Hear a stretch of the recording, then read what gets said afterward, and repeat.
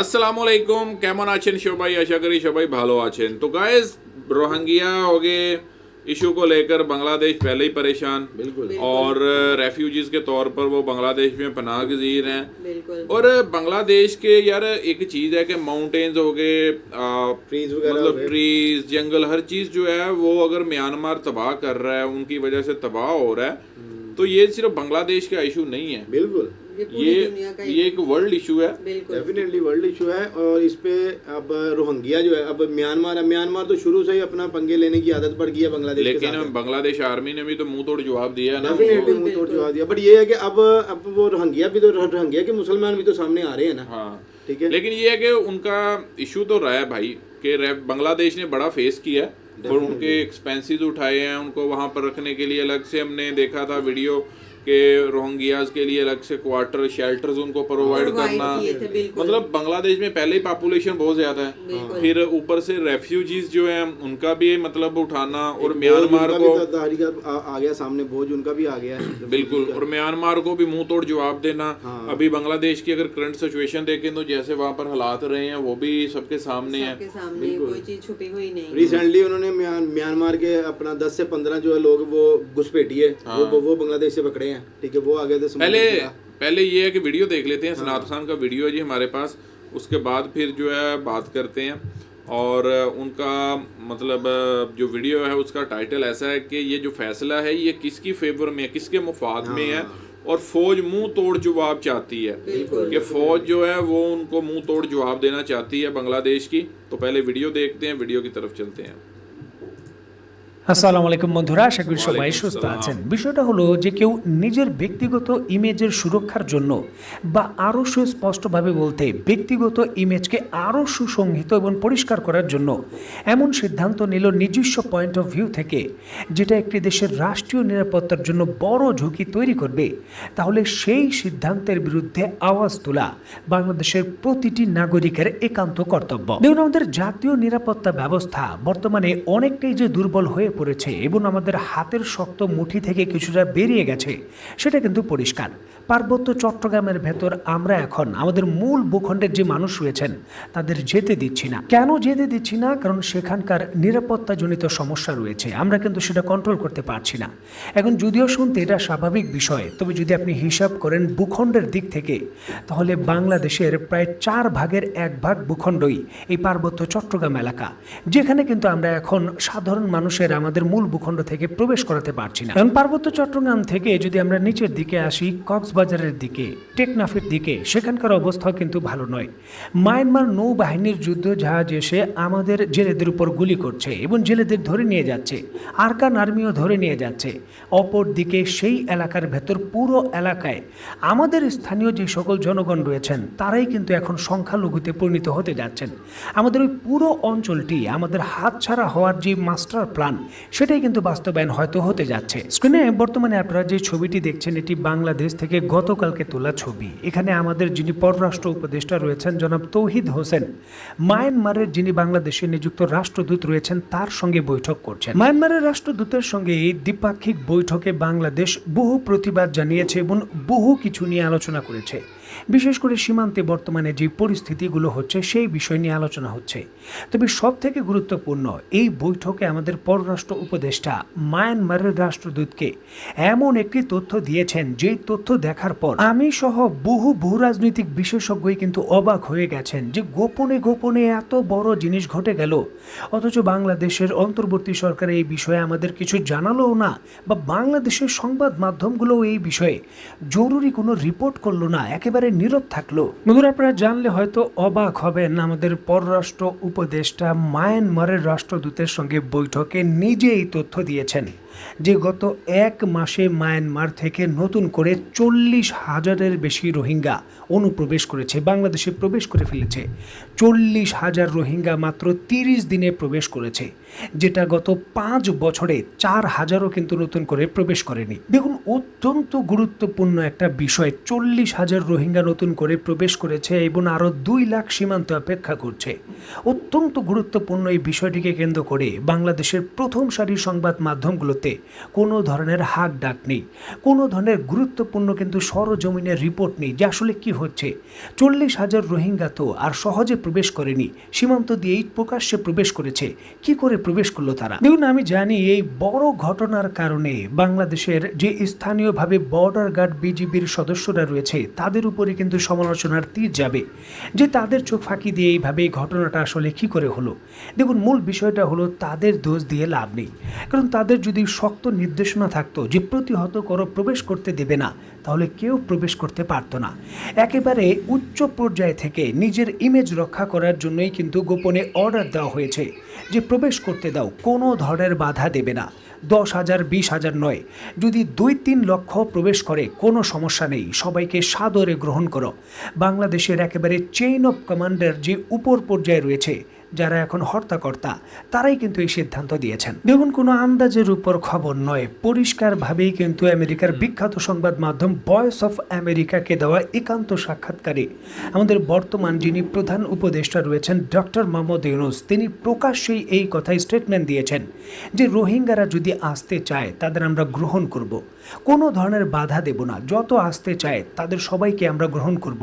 আমরা আমাদের নীতি পরিবর্তন করে ফেলেছি। পূর্বে নীতি ছিল যে নতুন করে আর কোনো রোহিঙ্গাকে প্রবেশ করতে দেওয়া হবে না, সেই নীতি আমরা একেবারে সম্পূর্ণ পরিবর্তন করে ফেলেছি। এখন রোহিঙ্গারা আসতে চাইলে, যত আসতে চাইবে, আমরা সাদরে গ্রহণ করব। বাংলাদেশে যে 10 লক্ষেরও বেশি রোহিঙ্গা অবস্থান করছেন, তাদের কি আপনারা শরণার্থীর মর্যাদা দেন? এটা তো আন্তর্জাতিক প্রতিষ্ঠানরাই দিয়েছে।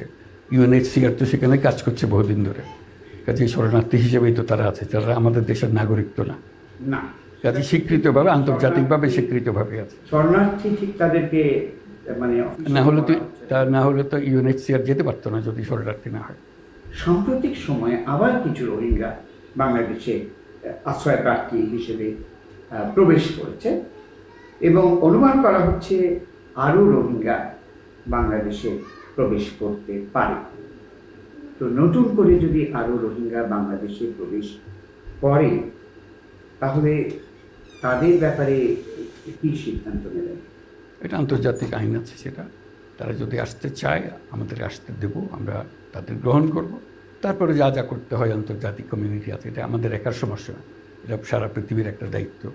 যখন মানুষ শরণার্থী হয়ে এক দেশ থেকে এক দেশে আশ্রয় চায়, যখন তার জীবন সংখ্যা দেখা দেয়, আমরা যেহেতু তারা আসছে আমরা দরজা বন্ধ করে দিলাম, আসতে দেবো না, এটা হতে পারে না, এটা আইন বিরোধী কাজ। কাজে আমরা তাদেরকে নিয়ে আসছি, তারা থাকছে এবং কী করবে সেটা নিয়ে যে জাতিসংঘে আসলাম, বহু রোহিঙ্গাদের নিয়ে আমাদের বহু বৈঠক হয়েছে যে কী করা যায় সেগুলো নিয়ে। কাজে আপনিও জানেন সেগুলো বহু বছর ধরে এটা চলছে, 7 বছর ধরে তারা এখানে আছে, তাদের ভবিষ্যৎকে নিয়ে প্রশ্ন তুলেছে। শুধু তাদের ভবিষ্যৎ না, তাদের যে ছেলে মেয়ে, বছরে 32,000 বাচ্চা গড়ে জন্মগ্রহণ করে তাদের মধ্যে। কাজে যারা আসছিল 12 লাখ, তার সঙ্গে 32,000 করে আরও ক্রমাগত বা আরও বেশি করে আসবে। তারা যখন এসেছিলেন তখনও তাদের বাচ্চা কোলে নিয়ে এসেছিলেন, তাদের শিশু ছিল, অল্প বয়স্ক বালক বালিকা ছিল। 7 বছর চলে গেছে, তারা বালক বালিকা নেই, এখন বয়স্ক হয়ে গেছে, বয়স বেড়েছে। এদের কি করবেন? তারা তো একটা এমন পরিবেশের মধ্যে আছে, তারা নিজেদের ভবিষ্যৎ দেখতে পাচ্ছে না, অথচ সারা দুনিয়ার সঙ্গে তারা যুক্ত। যেহেতু টেকনোলজি তাকে দিচ্ছে, সে দুনিয়াতে কী ঘটছে সব দেখছে, কিন্তু সে দেখেছে সে একটা কারাগারের মধ্যে সে এখানে বসবাস করছে। তার মনে প্রশ্ন জাগবে, তার মনে বিদ্রোহ জাগবে, এটা তো ভালো জিনিস না। তার মনে এই যে বিক্ষোভ জাগবে, এই বিক্ষোভ কীভাবে ছড়িয়ে পড়বে, কার মাথায় গিয়ে পড়বে, এগুলো তো বোঝার উপায় নেই। কাজে আমাদের সারা পৃথিবীর দৃষ্টি দিতে হবে, তারা যেন সন্তোষজনকভাবে বাল্যকাল কাটাতে পারে, একটা আশা নিয়ে আসতে পারে, সেটা যেন আমরা করতে পারি। মূল ঘটনা আমাদের বুঝতে হবে, বাংলাদেশের ভেতর 40,000 রোহিঙ্গা নতুন করে যে প্রবেশ করেছে, এছাড়া যে 12 লক্ষ রোহিঙ্গা রয়েছে, তাদের কিন্তু বাংলাদেশ শরণার্থী হিসাবে স্বীকৃতি দেয়নি। বাংলাদেশ বলেছে এরা হলো জোরপূর্বক বাস্তুচ্যুত মায়ানমারের নাগরিক। জাতিসংঘ এবং আমেরিকা কিন্তু তাদের শরণার্থী বলে, পশ্চিমা বিশ্বও বলে, তবে আমরা তাদের স্বীকৃতি দেইনি। আর এর জন্যই কিন্তু তাদের ক্যাম্পের ভেতর আমরা আটকে রাখতে পেরেছি। তারা ছড়িয়ে যেতে পারেনি সারা দেশে এবং তাদের প্রত্যাবর্ষণ হতেই হবে, তারা মায়ানমারের নাগরিক। এবং যেমনটা বর্তমানের অন্তর্বর্তী সরকারের প্রধান উপদেষ্টা বললেন, শরণার্থী হিসাবে তাদের স্বীকৃতি দেওয়া হবে। এখন যখনই তাদের শরণার্থী হিসাবে স্বীকৃতি দেওয়া হবে, তখনই কিন্তু তাদের সকল মৌলিক চাহিদা বাংলাদেশকে পূরণ করতে হবে।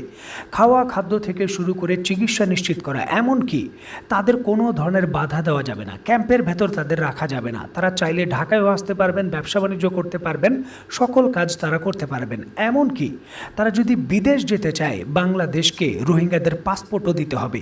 যখন শরণার্থী বলবেন এই সকল সুবিধা দিতে হবে। 1951 সালের জাতিসংঘের কনভেনশন অনুযায়ী এটা দিতে বাংলাদেশ বাধ্য। এমনকি যদি তারা 12 বছরের মধ্যে ফেরত না যায়, তাহলে নিয়ম অনুযায়ী তাদের বাংলাদেশের নাগরিক হিসাবেও কিন্তু ঘোষণা দিতে হবে, শরণার্থীকে নাগরিকত্ব দিতে হবে, এটাও নিয়ম রয়েছে। বিষয়টা হলো গোপনে গোপনে রাষ্ট্রীয় স্বার্থের পরিপন্থী এত বড় সিদ্ধান্ত হয়ে যাচ্ছে, অথচ আমরা কোনো কিছুই কিন্তু টের পাচ্ছি না। বা টের পেলেও বাংলাদেশের যে প্রধান সারির টিভি চ্যানেল রয়েছে এই বিষয়ে কোনো রিপোর্টই প্রকাশ করছে না, একেবারে দৃষ্টির অগোচরে থাকছে এই বিষয়গুলো। দেখুন, আজ থেকে প্রায় 2.5 থেকে 3 বছর পূর্বে বিশ্বব্যাংক কিন্তু বাংলাদেশ সরকারকে প্রস্তাব দিয়েছিল যে রোহিঙ্গাদের নাগরিকত্ব দিয়ে দাও, কত ঋণ চাও ঋণ দেব। পরবর্তী সময় বাংলাদেশ সরকার রাজি না হওয়ার পর এটাও কিন্তু বলেছিল যে ট্রাভেল পাস দিয়ে দাও, যাতে রোহিঙ্গারা বাংলাদেশের যে কোনো জায়গায় চলাচল করতে পারে, এতে করেও কিন্তু তোমাকে বড় ঋণ দেব। এখন সেই প্রস্তাবই কিন্তু বর্তমানে বাস্তবায়ন হচ্ছে এবং তার অধীনেই কিন্তু বিশ্ব ব্যাংক বলেন, এশিয়ান উন্নয়ন ব্যাংক বলেন, যত ঋণ দিচ্ছে তত ঋণগুলো আমরা পাচ্ছি। যেখানে কিন্তু একটা কথা সব সময় কিন্তু আপনারা শুনে এসেছেন, শর্ত সাপেক্ষ ঋণ, মানে এই শর্ত পূরণ করলেই সেই ঋণগুলো পাবো। রোহিঙ্গাদের শরণার্থী হিসাবে স্বীকৃতি দিতে হবে। এখন দেখুন, এই যে একটি বড় সিদ্ধান্ত, যে সিদ্ধান্তের কারণে আমাদের টেকনাফের ভেতর কৃত্রিমভাবে কিন্তু আরেকটি ইসরায়েলও তৈরি হয়ে যেতে পারে, যেমনটারই কিন্তু প্রক্রিয়া চলছে। এবং রাষ্ট্রীয় নিরাপত্তা নিশ্চিত করার জন্য পৃথিবীর বিভিন্ন দেশ তার দেশের ভেতর এনজিও কার্যক্রম বন্ধ করে দিয়েছে। ভারত করেছে, পাকিস্তান করেছে, পৃথিবীর বিভিন্ন দেশ করেছে। কারণ এনজিও কার্যক্রমের মাধ্যমে বড় ধরনের নিরাপত্তার ঝুঁকি থাকে, যেটা প্রমাণিত।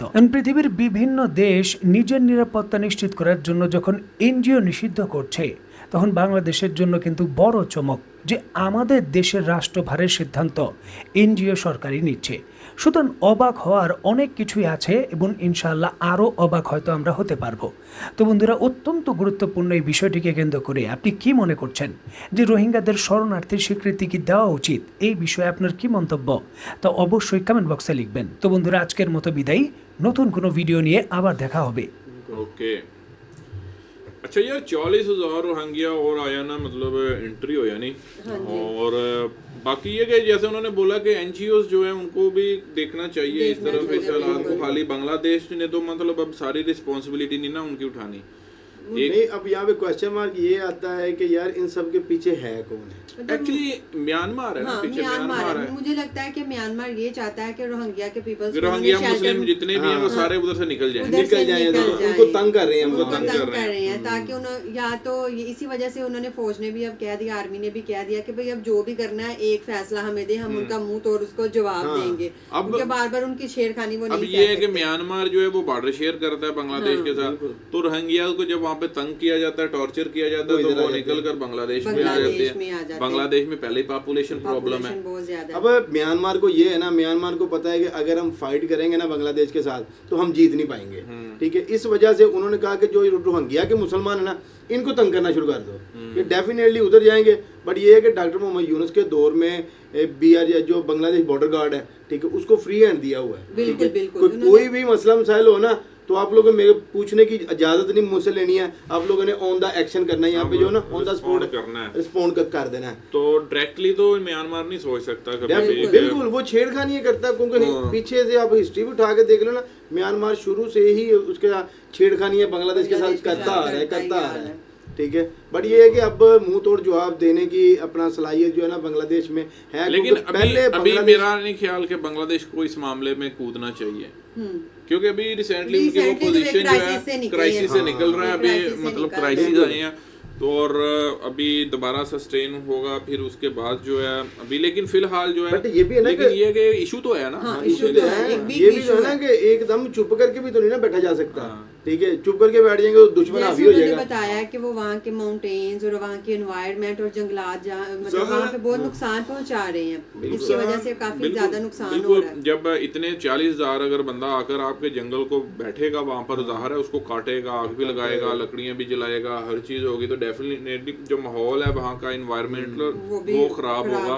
बिल्कुल। तो ये चीजें अब उन्होंने आकर किसी सिटी में तो नहीं बसना, डेफिनेटली जंगलों में ये इधर ही उन्होंने रहना है। तो ये चीजें जो है मतलब पहले से रेफ्यूजीज का बोझ और मतलब ये चीजें काफी जो है वो फेस बट ये है कि डॉक्टर साहब को चाहिए कि ये मुद्दा जो है ना आलमी सतह पे लेके जाएं। हाँ, इसको इंटरनेशनल लेवल पे और एनजीओ जो है उनको स्पेशली देखना चाहिए। अब बांग्लादेश भी तो यार एक चीज है कि वो भी मुसलमान भाई है, ठीक है, वो एहसास अगर कर रहा है तो बिल्कुल उनके ऊपर अब बोझ ही नहीं डाल देना चाहिए इतना ज्यादा। बट ये है कि यहाँ पे नेग्लिजेंसी ये है कि यार जितने भी अब 65 या 66 जो है ना इस्लामी ममालिक है दुनिया में, पर ये है कि इनका आपस में इत्तेफाक ही नहीं है।